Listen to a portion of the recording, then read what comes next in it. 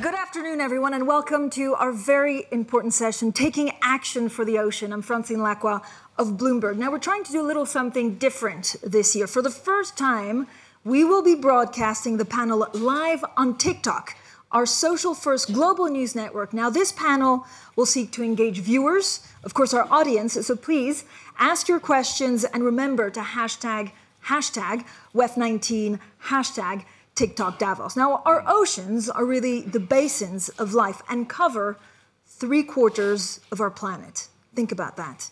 As vast and powerful as they can be, they are also very fragile. They suffer from overheating and acidification. Fish are being pulled out. Plastic is being poured in. Very few of oceans are protected habitats. So discuss this panel today, world leaders, philanthropists, and activists, but most importantly, it's a panel of people like you and like me who are acting. But are we too late? Let's welcome our panelists today. Al Gore, environmentalist, Nobel laureate, and the former Vice President of the United States of America. He's the chairman and co-founder of Generation Investment Management, an investment manager with a focus on sustainability. Michelle Bachelet was a political prisoner in her home nation of Chile, where she would later serve as president twice. She has devoted her efforts to human rights activism in UN High Commissioner for Human Rights. Mark Benioff, an entrepreneur, philanthropist, and the founder, chairman, and co-chief executive of Salesforce. He also founded the Benioff Oceans Initiative, which runs a crowdsourcing platform to identify problems and fund solutions for ocean conservation. Nina Jensen, a marine biologist, she's the chief executive of REV Ocean, whose mission it is to explore and better understand the ocean. And Enrique Sala, a marine ecologist and a National Geographic explorer in residence, dedicated really to restoring the health and productivity of the ocean. So thank you all for joining me. How bad is it? Do we actually understand the reality of what we're faced? It's a harsh reality. Vice President. I don't think there's a widespread understanding, at least not a sufficient one, of how bad it is. We have a true, full-blown global emergency. And if that phrase sounds too hyper, I'm sorry. It just reflects what the scientific community tells us. The fact that their predictions have been spot on from what they've said in the past should lead us to listen to them about this. It's connected to the climate crisis, by the way. As you said, we're taking fish out and putting plastic in. We're also putting heat in. The global warming pollution the man-made global warming pollution that's accumulated in the atmosphere now traps as much extra heat energy as would be released by 500,000 Hiroshima-class atomic bombs exploding every day. 93% of that heat energy goes into the oceans. And with all due respect to Las Vegas, what happens in the ocean doesn't stay in the ocean. The stronger storms, the disruption of the water cycle, it's being acidified, and there's more. And I look forward to this panel because we've got some real experts here. What's the reality you saw? Well, the same. I mean, I believe that majority of people are not really understanding the problem. I mean, not everyone is, even though I would say that you have seen a trend, particularly in young people, who do understand that climate change is a terrible threat, and do understand also the role that oceans play on it. That can be a very positive one or a negative one, as we all know. We all know that, of course, temperature of the seas are rising, acidification is happening, and that means a lot of consequences. And we already seen in the video the positive side of oceans. And so many people, it's like 30% of the population that live on coastal areas and their livelihood depends on the possibility of oceans. So we have lots of issues that needs to be addressed because not only on climate change, but also on illegal fishing, on overfishing because of a lack, I would say, of understanding sooner of how important this is. Mark, do people understand what acidification is? I can barely pronounce it. Well, I think that now is an incredible time for everyone to decide that they're going to do one thing for the ocean. Certainly, we also have to decide we're all going to do something for the environment. But let's specifically talk about the ocean. About 18 months ago, we started here at the World Economic Forum our Friends of Ocean Action, which I'd like to invite everyone here to join. This was started out of our Benioff Ocean Initiative, which is led out of the University of California, Santa Barbara. And it's been an incredible set of learnings for us, but also a very optimistic year, because 1 year ago, Justin Trudeau was here, who went through briefings on the ocean for the first time with us at the World Economic Forum, and that's why you saw prioritization in June with the G7 for the first time saying that oceans is one of their top 5 priorities. The G20 is... And it's not too late. It's not a little too late? I'm an optimistic person, and I believe that, you know, we can take change and create change right now. There's very specific actions that we can take, and we can talk about some of those things as well. But I think having the G7 and G20 start to prioritize ocean health, this is extremely important, because sometimes the ocean is out of sight, out of mind. It's so big, everyone will say, oh, it looks fine. Well, it looks, I don't know, you know, it looks like it did 6 months ago. But things are changing. It is getting hotter. We do have overfishing. We do have things going on that we need to directly address, coral bleaching.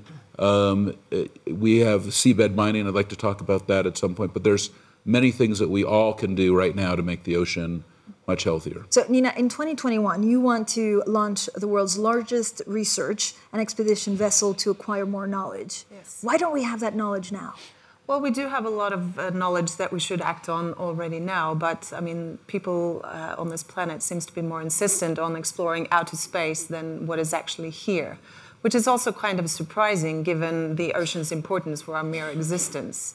I mean, all life on this planet originated in the oceans. At the same time, we're treating them as a waste dump, which is awful.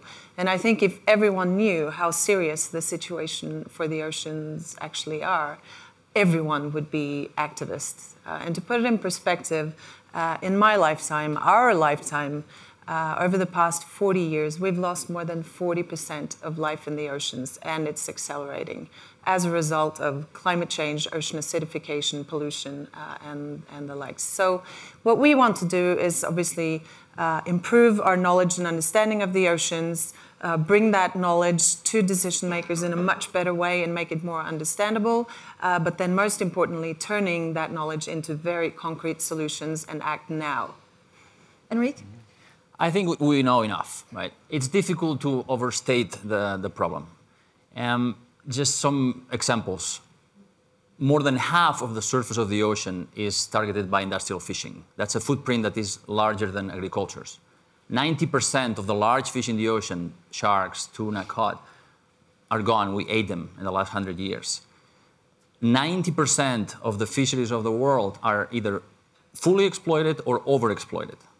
By 2040, and I'm going to depress everybody now, by 2040, there's going to be no sea ice in the Arctic Ocean during summer months. Coral reefs are going to be a thing of the past by 2050 if we continue our ways, et cetera, et cetera, et cetera. But this not only affects marine life, it affects people too. Think about the humanitarian crisis. When we have fleets from industrialized countries fishing off the coast of West Africa, for example, and legally and illegally, and depriving those local people from food security, and these people then have to go to Europe. You know, that we have a real problem, and it's only going to get worse. And the economic implications are huge. Right now, $23 billion every year are lost because of illegal fishing, right? And we subsidize the overexploitation of the ocean with $35 billion per year, et cetera, et cetera, et cetera. So it's really bad. We don't know how many species are in the ocean. We only know 20% of what's there, but we know enough to know it's bad, and we need to do something now. If I could add just a couple of brief points. First of all, you said, is it too late earlier? I would like to briefly make the point that none of us has the right ever to say it's too late. It is never too late. But back to this. You know the statistic that by 2050, at current trends, the weight of the plastic in the ocean will exceed the weight of all the fish in the ocean.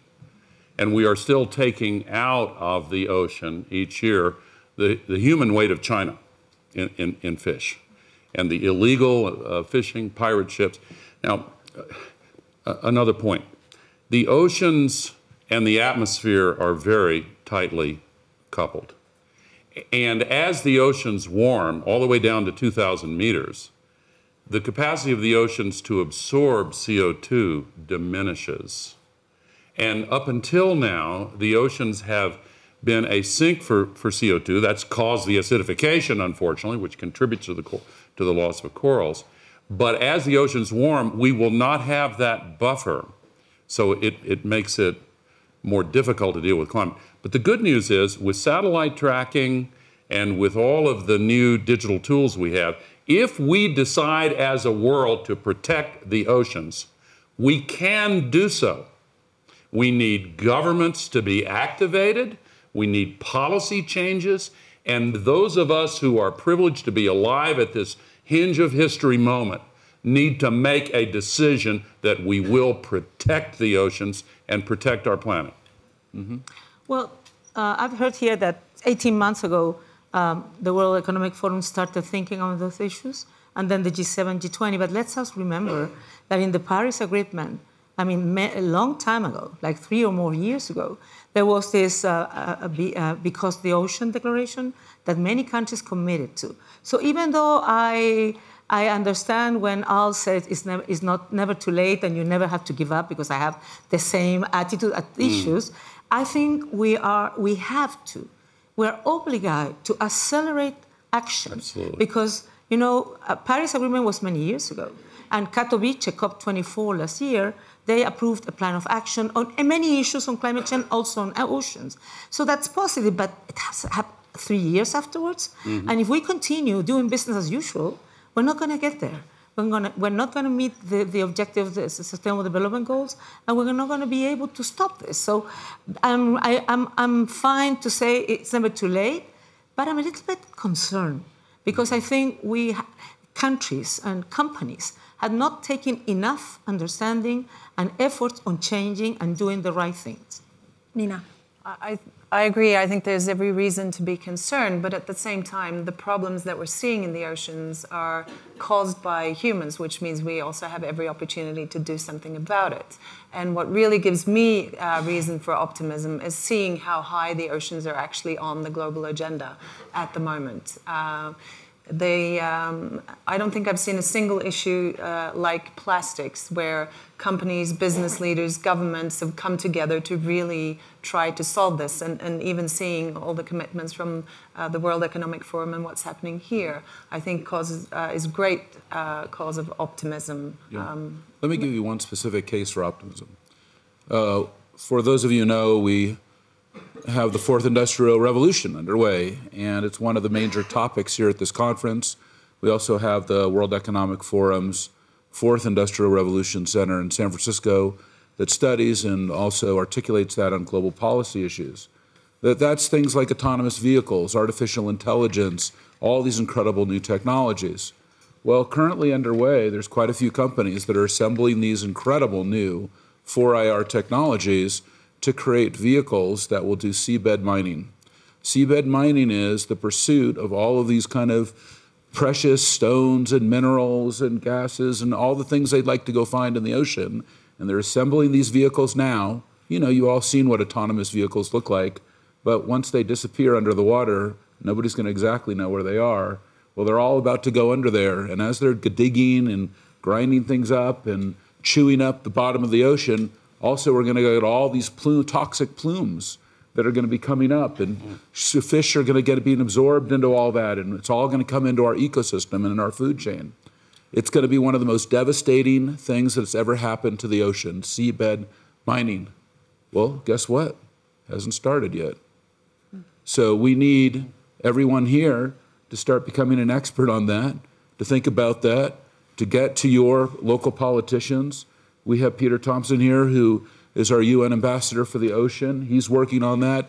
But we need declarations around seabed mining that are going to protect the ocean and make sure that as that happens, we're going to need to have, authorities and auditing and proper governance around that.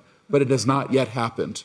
So that's a case for optimism, that we know that there's things today that have not happened that we can stop or manage better than we would without knowing about them. That's an awareness issue. Right. On the second point, we also know that when we look at plastics in the ocean, we heard about more plastic in the ocean, than fish by 2050, and nobody wants a plastic ocean, right?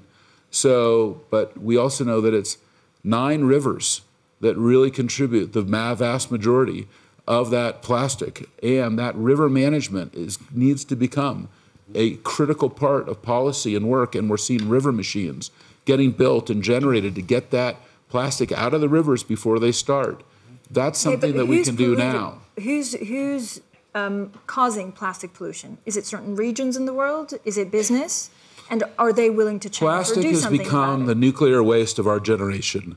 It has been generated and it is not going away. All of this mythology about it being recycled is crazy. You know, it's not really getting recycled that I can find.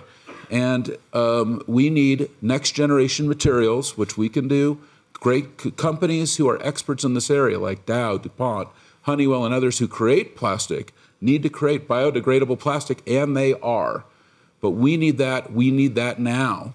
So that's another thing that, again, the 4IR, you know, I hope that innovation, technology, risk-taking, entrepreneurship, the things that have, you know, that we see back where I live, you know, in Silicon Valley, San Francisco, maybe some of these things will help us.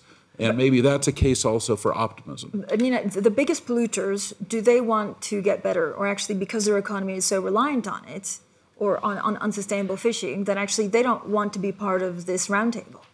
Well, I think some probably do. I would say none are doing enough. And once again, to put it in perspective, I mean, over the past 10 years, we have produced more plastics than we did over the past century.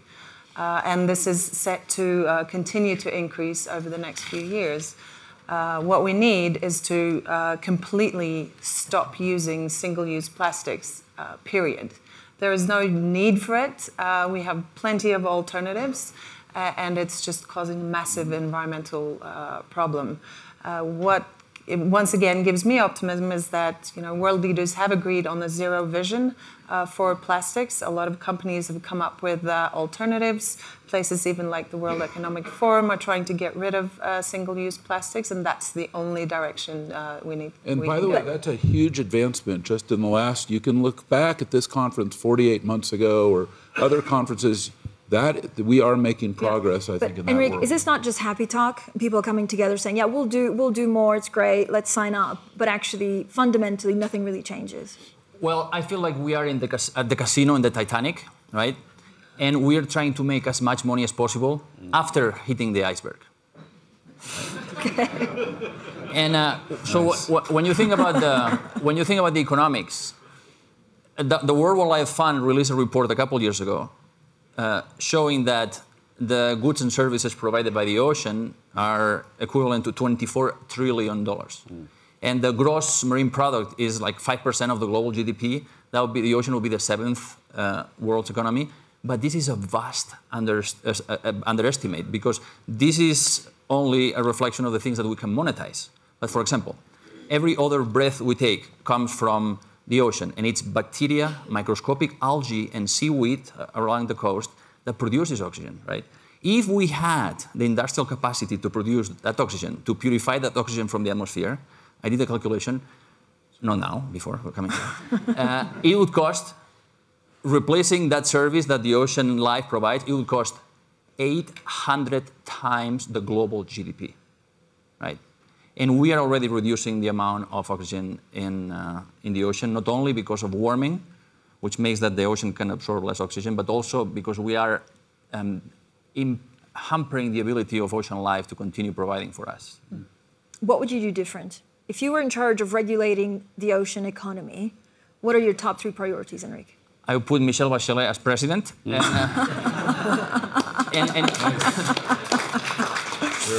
And I will let her explain what she did in Chile. But, you know, the 3 main things are pollution, mostly plastic pollution, and there are 10 rivers that produce 80 or 90% of the plastic. These are the choke points. You know? It's waste management also. Climate change, we need to get emissions down to almost zero. And then fishing. Fishing, we know that when you don't kill the fish, they take a longer time to die, and they grow larger, and they reproduce more. And when you protect an area from fishing, marine life comes back spectacularly. Places that I've dived all around the world, and places that were dead recover spectacularly after a few years. And it only takes political leadership. And if Madam President would like to explain what she did in Chile, it can be done. Well, yes. One of the typical excuses on combating climate change or preserving ocean is to say, I'm not a rich country. I cannot do it. I'm a small country. But Chile is a medium, small economy. But we took this very seriously. Participating in our ocean initiative permanently, we decided that we are not going to sign an agreement and then do nothing about it. So thanks to our work with NatGeo, Pristine Seas, Océano, Pew, and universities, we also not only identify what we wanted to do, but which were the hotspots for creating marine protected areas. Because some places, they protect areas that don't have any positive results on biodiversity. So we did that, and we identified. When I arrived to my last government, 4% of we have 4% of the exclusive economic zone as marine protected area. And after 4 years, when I left, we went in between 43 to 46%. So it can be done. And we have seen, of course, as we done it in Rapa Nui, that's what normal people call Easter Island. We did a good job. Also, the fishermen there started to fish in a very traditional way and not overfishing. And then we could recover the sea lion. In other places, we could recover tuna fish, the roy orange fish. There's a lot of fishes that we have been able to recover. But also, and I have to say, for a political leader, it's not always an easy thing, because also you have tensions inside your government. Right. You have an environmental minister who's pushing with that, and of course, in this case, the president was pushing, but anyway. But then you have an economy minister, who, in my case, it was also responsible for fishing. And fishing lobbies. Yeah, right? Of course. Companies are not yet completely, I would say, clear that this is something urgent and that it might have some consequences on the short term, but in the medium long term, it will be very beneficial, even for the planet, but also for the... But we also did two other things, because we understood that oceans are fine, but we need to do something else. We created also national parks the size of Switzerland, and also we, and Al knows that very good, we did an energetic revolution. So we sort of change completely our metrics. Now renewables are so important, and really I hope that we'll continue doing it, and we want to show that it is possible, and it can be done, and you need political will and convincement. And you put a tax on carbon. Yes, also. And you persuaded your industry to support it. Yes, we did.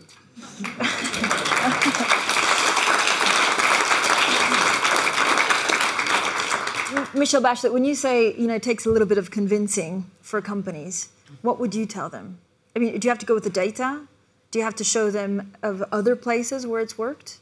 Well, I think you have to do all of that. Show the facts, show places where it works, show that it is beneficial. I mean, sort of what we say, the business case, to do the business case. But also, I think that as political leaders, you need to make decisions. Even sometimes companies will not agree in some areas, but at the end they will understand. And the other thing that I've been doing is talking to the World Bank, because usually in all these issues, people estimate cost of action, and they say, no, this is too expensive, I cannot do this, because it will mean, a decreasing of my GDP or whatever.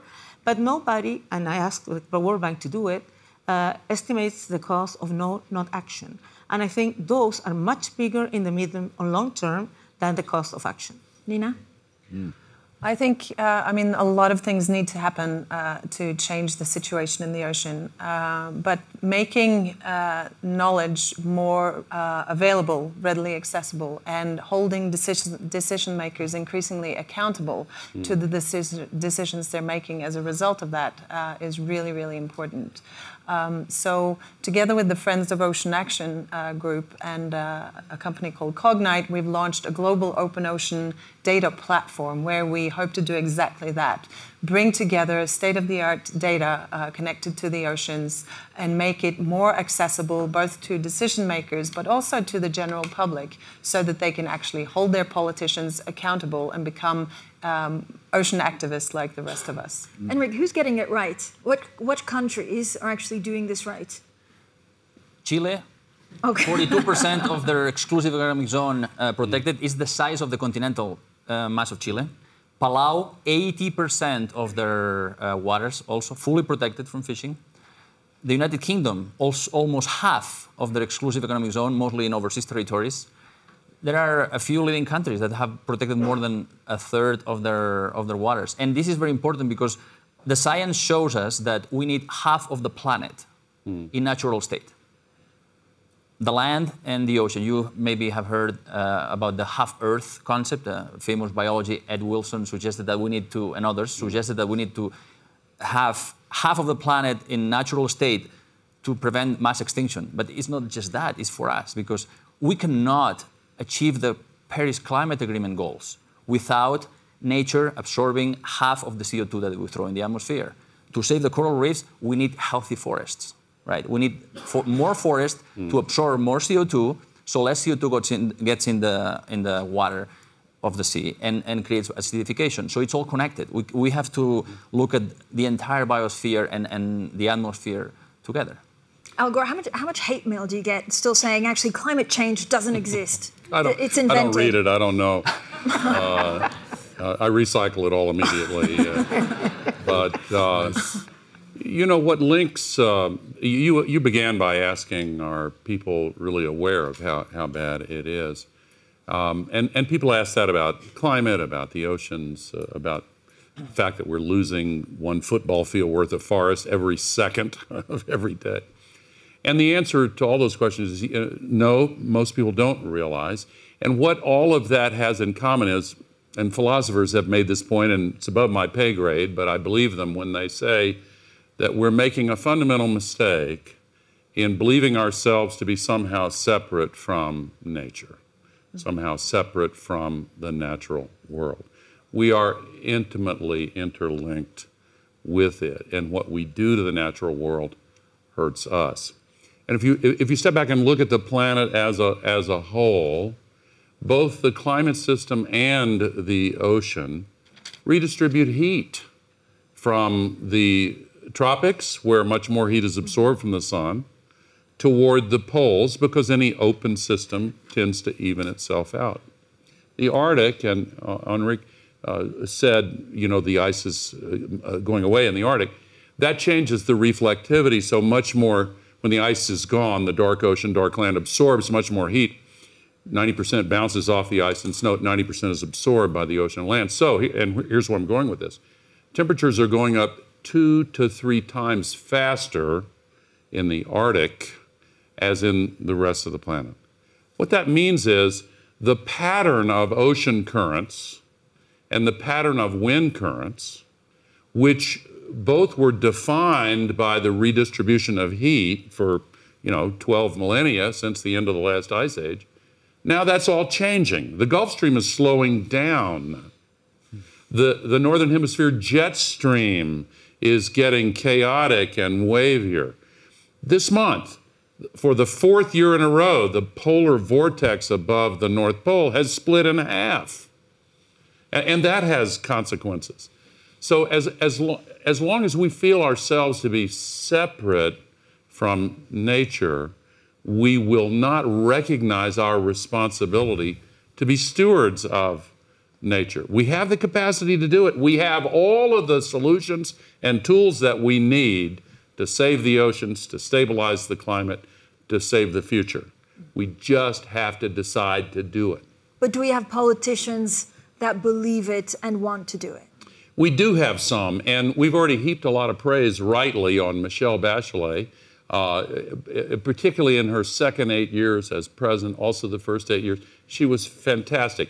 We have a lot of good leaders around the world, and we are seeing some regional and state governors and mayors picking up the mantle of leadership that has been dropped by some heads of nation states. But ultimately, it comes back to the people of the world demanding the kind of leadership that humanity deserves. And again, I'll say, the younger generation is demanding a better world. They're rising up. They're striking from schools. They're doing all kinds of things to say, we have to have change. In my country, we just had an election, and it was an earthquake election in the House of Representatives, and they called it a blue wave. It was really a green wave, and big changes are underway. And I think that's happening in some other countries as well. Do you agree with that, Enrique? Totally. And actually, this week in Panama, Pope Francis is hosting the Global Youth Summit, which is the largest concentration of young people in the world. 1 million people are expected to be in Panama this week. And they are going to do the greatest group hug in history. And they are going to they will have a petition for intergenerational solidarity, including action on climate and nature, including asking leaders to agree to protect 30% of the planet by 2030. And that's young people asking for that. So that's what, reserves, which is what, off limits? This, yeah. We need, it's difficult. We cannot trust humans to manage things sustainably. So we need to, the best way to keep things natural is with protected areas, national parks in the sea or marine reserves. And the results are spectacular. The United States, for example, had the first national park services in history. And for every dollar that the federal government invests in the national park system, that generates $7 in private revenue, right? The Great Barrier Reef, $35 billion of tourism revenue every year, 40 times more than fishing, 60,000 jobs. But climate change is damaging the Great Barrier Reef in such a way that the economic consequences are going to be tremendous. Nina? And I think this is an extremely important point, because once we understand the economic benefits that nature provides for us, it also becomes much more manageable for politicians, I think, to make the right decisions. And it's as Mr. Gore says, you need to bring the issues home to people. It needs to become relevant. And I think that's why the plastic issue has gotten so much attention, because people get concerned. I mean, they see it. It's obviously disastrous what it's doing to marine life, but people are also concerned that it's ending up in their drinking water and in their food systems, and how does it impact on human health? And I think the more that we can link ocean and other conservation issues to human health and to financial arguments, the easier it will be to win the battles that we really need to win. Let me cite one other example of how our mishandling of the oceans, our poor stewardship of the oceans, are affecting us on land. Why are we all of a sudden having what the scientists call rain bombs with these massive downpours? Houston, Texas, 2 years ago, year and a half ago, had rainfall that was, in 5 days, enough water fell on Texas and Louisiana to equal 500 days of the full flow of Niagara Falls. Why? It's coming from the oceans, because we are heating up the ocean so much. We're disrupting the water cycle, meaning we're evaporating much more water vapor from the ocean into the sky. And these atmospheric rivers, the Brazilian scientists call them flying rivers, they were the first to name them, can be 30 times as large as the Mississippi River. And when they come over the land, we have these massive downpours. That's because we're heating up the oceans. Look at India. For 10, 12,000 years, the monsoon cycle has fed and facilitated the birth of civilization in the subcontinent. Now the monsoon cycle is being disrupted, different timing, different places where the water comes down. This threatens the future of human civilization. And we have the ability to take it in hand and solve it. We have to realize how serious it is and demand policy changes. Okay, I'm going to ask questions from the floor in 5 minutes. But first, if I'm at home watching this, or if I'm a business person in the audience, what do I do? Michelle Bachelet. Well, just let me add something Yes. on a process that should be sustainable. I mean, you need governments and politicians, but you need the people, the youth, not only for, pushing bottoms up, because what we need when we address climate change and ocean preservation is a change of behavior. So you need to educate people. So that's why we started including our curriculum vitae of schools at the more early stages, education on environmental issues. So they will learn new values on that. They will learn how to protect, but also they will bring their conversation to their homes when they have dinner with their parents and so on. So I think that's essential because people has to be part of the solution. It's not only one actor. People has to be part of the solution. But what should I say to somebody who's looking at me? We need action for the ocean now. Yes. What do they do? What do they ask and businesses? I think to that point, this is where, and there's a lot of philanthropists in the audience, I'm sure there's a lot watching us, we have not had as much philanthropy targeting these ocean issues as we would like. It has not been a major part of the global philanthropy programs. And things like that are happening here at this conference, like the Friends of Ocean Action. Number two, tomorrow we have an Ocean Day. We have an entire day programmed with the scientists who are here to discuss the ocean. We want you to come to that and to learn and to be able to take action. We want you to, if you're from one of these countries that has one of these rivers that has all this plastic going into the ocean, we want you to help us get those machines into the river, get that plastic out of the river. Events like this are very critical. People don't have the awareness and understanding of this. That's why philanthropy is helping to fund this panel, for example, and marine protected areas, which are a critical part of ocean health, which have really been pioneered and now proven as a critical part of it. Many of them are independently funded by philanthropy. Even here in the United States, in the Hawaiian marine protected areas, that's an area where private philanthropists, including myself and others, have come in to be able to supplement governmental funds because maybe the government is not as motivated to do a marine protected area. These are all things, actions that you can take now. And there's one other thing you can do. If you see a member of the Japanese delegation who's here, you can talk to them about why are they withdrawing from the IWC and start whaling again. In December, we saw that Japan has withdrawn from the whaling coalition. Is that what we want? We have to do truth to power. There's a lot of examples that we can talk about in those areas. Al also referenced deforestation. We're still losing 1 acre of forest every second. You know, that those executives are here of those countries. We need to have those conversations, you know, eye to eye. These are important things that we have to do now. And one other point briefly. Yeah, we are subsidizing the burning of fossil fuels. Taxpayers around the world are being forced to subsidize the burning of fossil fuels at a rate 38 times larger than the amount of money that's used to encourage the shift to carbon-free energy. Sorry, go ahead. Yeah, I mean, nobody can do everything, but everyone can do something. And I would recommend these 3 things for people at home. Use your vote. We get the political leaders that we deserve, and unless you vote for the political leaders we need, nothing's going to change.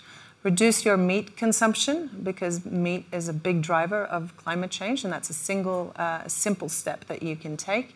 And cut out all single-use plastic in your daily life. Doing those 3 things, you will have a massive impact. Enrique, your call for action? Yeah, something similar to what Nina said. I tell people, eat more plants and less meat, and that would reduce by more than half the carbon emissions produced by food production. It would be tremendous. But I'd like to go back to the Vice President's point on the philanthropy. Today, only 2% of philanthropic dollars go to the environment. And most of that is animal welfare, right? And less than 0.1% probably go to the oceans. And the WIS Foundation just made a commitment a few months ago of $1 billion for protected areas, land and sea. And you say, wow, it's the largest commitment ever. Well, compared to the $5.3 trillion that go to subsidize fossil fuels, no, it's ridiculous. So we need more of that. We need more commitment, not only from governments, but from philanthropists. And we have decided at National Geographic to partner with the WIS Foundation on a campaign for nature in the next 2 years to try to push a political agreement of at least 30% of the planet protected by 2030 in the next couple of years. We also need a lot more basic research in our universities.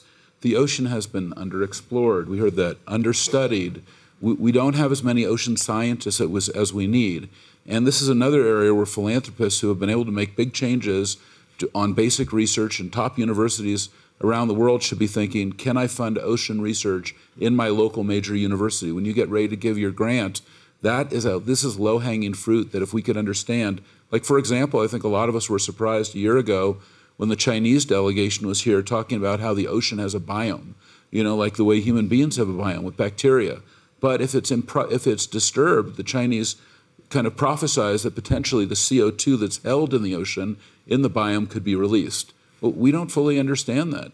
That type of work needs to be funded, and basic research is still needed in the ocean. Could I see hands up if you want a question so I get an idea? But first I'll go to social media. Don't be shy. You're amongst friends. Troy from California has written in, and he asks, can the redistribution of wealth from wealthy to poorer countries help with this issue? Al Gore.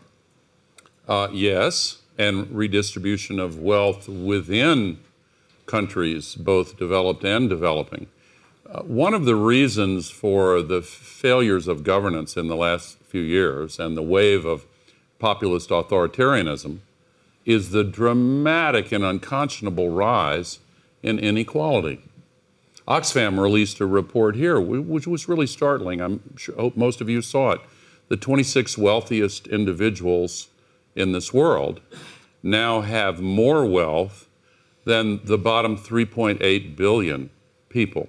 Now, there are many reasons for this, but they have to be addressed. And in addition to people talk about redistribution, what about pre-distribution? Let's have adequate health care. Let's have adequate nutrition. Let's have protection for the environment and the air and the water that people need to live healthy lives. Well, yes, I think it will help, but I have to say there are things you can do that don't cost much more money, and it's just you make the decision and you can go forward.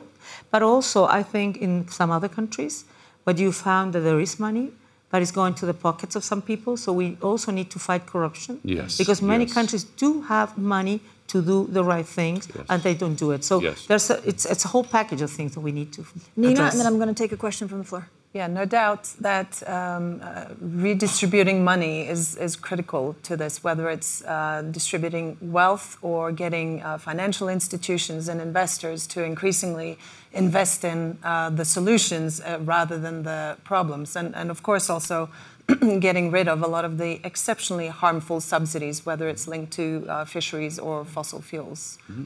I have a question here on the right. Could you stand up so we can frame you? Hi, I'm Heather Calderway, a National Geographic Fellow with the Zoological Society of London.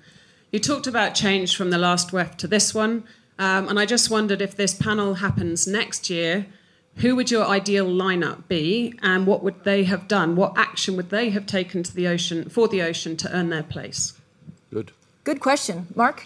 Well, I mean, the number one thing that's been on my mind is these marine protected areas, and specifically, I'm sure we all know that we've been trying to form a marine protected area in the Arctic, but we've had, resistance from several countries that are connected to the Arctic, including, I believe, Russia, China, and Norway. I probably might have it wrong. I don't know. But an Arctic marine protected area, I think this could be a very powerful moment for preservation of the ocean, and especially some of the changes that we see happening there. Enrique? In October next year, China will host the Convention on Biological Diversity Conference that is going to be the equivalent of the Paris Conference on Climate. This is the time and the place where the world leaders are going to agree on how much space we are willing to give to nature, both ocean and land. So a high-level Chinese official on this panel committing to lead the process with very ambitious targets for the next decade on nature protection, including the ocean. A question on my right. Yes, my name is Nakao, ADB President, Asian Development Bank, and for the first time in our history, we will have an annual meeting in Fiji, in the Pacific Island countries, and we will pick up ocean health and also sustainable tourism. It's interrelated. But anyway, my question is, this is a very typical example of externality, negative externality. The cost will go to the global community, and the benefit is to use a convenient plastic cup.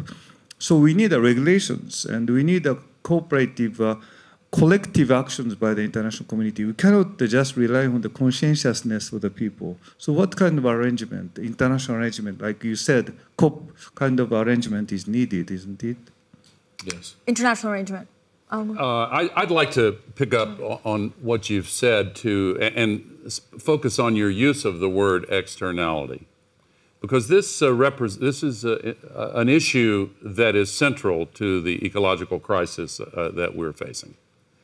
We have a system for measuring the value of the choices we make, the policies we follow, the goods and services we buy, that is utterly insane, because the word externality to economists means forget about it. We measure some things and we decide to ignore the quality of the environment, for example, the distribution of income, for example, the impact of pollution, the extraction of natural resources. This all goes back to Bretton Woods. Really, before Bretton Woods, a famous economist, Simon Kuznets, in 1937, established GDP and the system of accounts that we all use, and the corporate accounting is derived from that. And the inventor of it said, please don't use this as a guide for economic policy. And 7 years later at Bretton Woods, it was codified, and we still use it. But as a result, it's like driving a car with a dashboard that gives you faulty information. We're driving the economy of nations and the world according to information that is completely wrong. And it's not an easy problem to fix, but it is crucial that we do fix it. Nina? Increasingly, I think we need to get the right tools to hold governments and corporations accountable. So what about a global dashboard, in a way, to use your word, to actually monitor what the governments are doing in terms of the commitments that they have made, whether it's at conferences like this or in international meetings. So that they can both track the progress that they are making, but that people in general can also hold their political leaders and large corporations accountable. Question there in the middle, and then the gentleman on the left. Andre Hoffman from the MAP Foundation. We've heard that politicians and institutions and even NGOs are not sufficiently geared up to do something for the ocean. One of the things that I can envisage, and I would like to know if that is something that might be possible, is there a business opportunity in cleaning up the ocean? Yes. You've individually mentioned that there are, tourism there. How do we collectively create a level playing field where businesses can, for profit, and I don't mean for fortune making, but for profit, enter this arena and make a difference? Well, as we know that we look, the combination of entrepreneurship, capital, and risk can create amazing companies. And we have somebody in the front row here, Daniela Fernandez with the Sustainable Ocean Alliance. Stand up, Daniela, so everybody knows who you are, who's created an accelerator, incubator, and has business plans and business teams coming from all over the world, and funding. I've given her funding. Many people in the audience have given her funding for those organizations as a nonprofit to get going and create new businesses. I think innovation is one way out of this, and we need more innovation. We need all this new technology, all these new ideas that have come to us. We can potentially use this in addition to all the other things that we're talking about. We must innovate. That is a critical part of our next generation action. And Peter, I really think that you should also stand up and tell us where we are today with the UN and the oceans. I'm going to take a question and then we'll come to you, Peter. Sorry, I'm running out of time, Mark. This is like throwing me. Sir, question. We'll stop time and keep things going. Okay, Gilberto Marin from... One quick announcement. Yeah, thank you. Take a mic. Take a mic. Behind you right here is your microphone. Take a mic. Yeah. Breaking news, because it hasn't happened yet. Great, perfect. But I'm confident enough that it will happen that I'll say it here now. The other great thing that's going to happen in 2020 is that we will have the second UN Ocean Conference that we've been calling for. You'll remember that under SDG 14, the ocean goal that is there to conserve and sustainably use the ocean's resources, that SDG 14 has got 10 targets. 4 of those mature next year. So it would be irresponsible for us not to hold ourselves to account next year. And the resolution which is being considered by the United Nations General Assembly at the moment is to have this conference, the second one, you'll remember the first one was hosted by Fiji and Sweden, to have the second one hosted by Portugal and Kenya, keeping up that developing country partnership, in Lisbon, first week of June next year. And part of our job there, of course, will be to assess how we've gone on those 4 targets. And they are, removal of harmful fisheries subsidies, big job for WTO. We're pushing that hard. I'm fairly confident on that one. The 10% of marine protected areas, I'm very confident on that one. We've got to go up from there to 30% next year in Beijing and in Lisbon, and etc. You run out of time. I'll give you the others. Michelle Bachelet, Okay. you're a former head of state. Does this matter? Okay. Do these meetings matter? Do they really make a difference? Of course. And then we'll come to the question. What I've learned that it's not enough to have a resolution, because because usually resolutions don't have mechanisms to hold accountable anyone. So the issues that what Nina mentioned, I think, is very important. We need to do all those, but we need to think how countries will be held accountable. What happens? Yeah. Because today, if you don't do enough, nothing happens. So I think they're indispensable. But we need to find ways, and this is one of the discussions that in July will be done in New York in the high-level political forum on SDGs, on Sustainable Development Goals. And one of the issues that some people were going to bring to the discussion is, do we have to include mechanisms for accountability to ensure that everyone does the best they can? Okay, the gentleman who's very patient, he's been cut off 5 times. No problem. Gilberto Marin from Mexico. I have been here from the last 20 years on Davos Forum, and really I want to congratulate all the members of the panel, especially Mr. Argol and Michelle Bachelet, because this can be the #1 I have seen. That's the good news. The bad news, it is that in this forum, I suggest that every year they have to be a big note in order to see what is the progress that we are doing. Because there are many, many panels, but at the end we don't know where we are really staying. So maybe 10 points, so everybody can receive a note in which saying we are doing very well here, very bad here, whatever. And the last, which is the question, of course, we miss a lot Mr. Donald Trump, especially for this session. So what you will tell him about what to do urgently in the United States, especially for this situation? Yeah, well, my colleague John Kerry answered that question yesterday, and he gave the same answer I gave to that question a year ago. He should resign, in my opinion, but I don't want to inject partisan politics into this. Why not? No.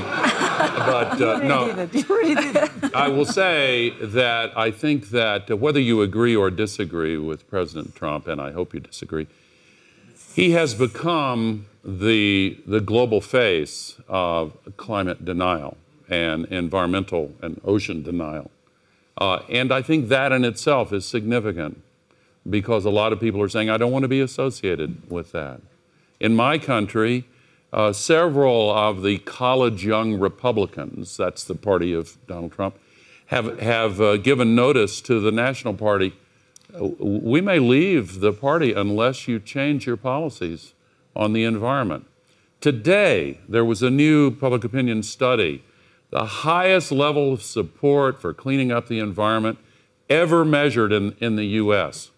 I don't think that's an accident. I think Mother Nature's signals are largely responsible for it, but I think it's also in reaction to the fact that the overwhelming majority don't agree with President Trump.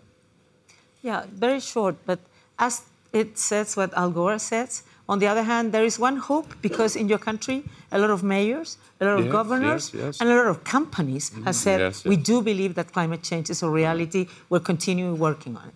Okay, I have a question from Twitter, and then I have, I think, one final question over there. But Gloria in the US is writing in on Twitter, thank you for watching, saying, tell me about a specific plan to clean up the ocean. Enrique and then Nina. 10 rivers bringing more than 80% of the plastic into the ocean. This is the leverage point. If we figure out a way, if we understand how the plastic gets into those rivers and how can we improve not only the production of plastic that is not just single-use and non-recyclable, but the waste management issue, that would be a humongous contribution. Nina? Yeah, I think there's only one solution to this. I mean, it's stop the use of wasteful single-use plastics. And secondly, we need global waste management systems to deal with this. It's not as sexy as a lot of fun technological advances in the oceans or cleanup operations, but it's the only thing that really works and will make a difference. And we, as a global community, really need to get behind that in the areas of the world that are struggling to get this in order at the moment. We've also got to stop dumping 500,000 Hiroshima bombs worth of heat into the oceans every day. Because it's plastic and it's pollution, but it's also the boiling of the oceans. You know, right now, fish are fleeing areas of the tropics where 1 billion people rely on them for their primary source of protein. They're going poleward, some of them going lateral, some of them going deeper. They're fleeing because oxygen levels are less as the oceans warm, but the fish metabolism is higher as the temperature goes up. So they're burning more oxygen, but they're getting less of it. So they're fleeing the regions where people depend on them for their diet. So we've got to stop trapping all this heat in the ocean. Question. Hi, Cliff Brangman from Princeton University. I just want to echo a point that was raised, but I think deserves to be highlighted. That so much of what's going on in the ocean we don't understand, and I think that's because there has been very little research done on marine organisms. I think Mark Benioff made this point. Many of the organizations, so I'm from the United States and been affiliated with the Marine Biological Laboratory and the Woods Hole Oceanographic Institute. And these are really amazing organizations, but they're financially just constantly struggling. And I think that philanthropists in the audience are listening. I think these are amazing opportunities. Yeah. I also just want to echo this point related to innovation. I agree that we need to constantly innovate. The technologies of tomorrow come from the discoveries in basic research today. And the ocean, with its incredible biodiversity, I mean, there's an enormous number of drugs and sort of bio-evolved technologies to discover in this space. Enormous commercial opportunities, and I think that is actually very nicely in sync with conservation efforts.